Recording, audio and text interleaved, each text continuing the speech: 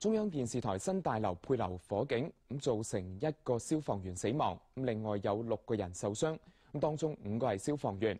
北京市消防局話，火警係有人唔聽治安民警勸阻，違法燃放煙花造成。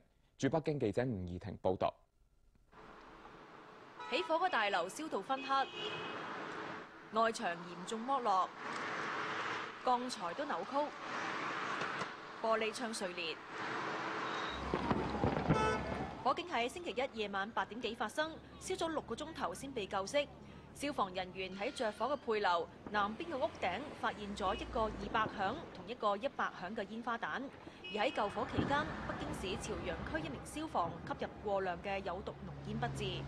火場面積有10幾萬平方米，10幾層嘅中庭倒冧，南邊嘅演播大廳、機房全部燒毀。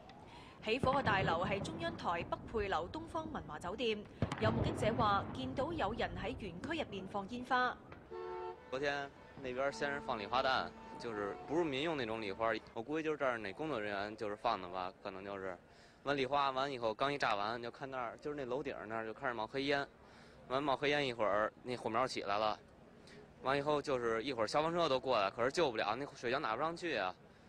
北京市規定元宵節過後唔可以放煙花，附近居民話尋晚嘅煙花放得好頻密。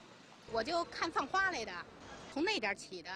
我說喲，怎麼放花？我說喲，那怎麼冒煙了呀？我沒想到是着火。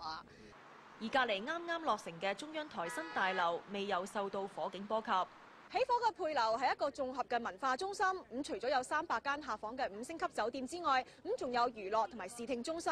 原先計劃係喺今年內落成。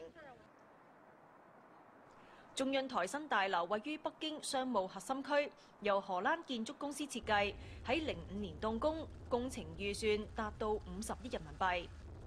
無線電視駐北京記者吳怡婷報道。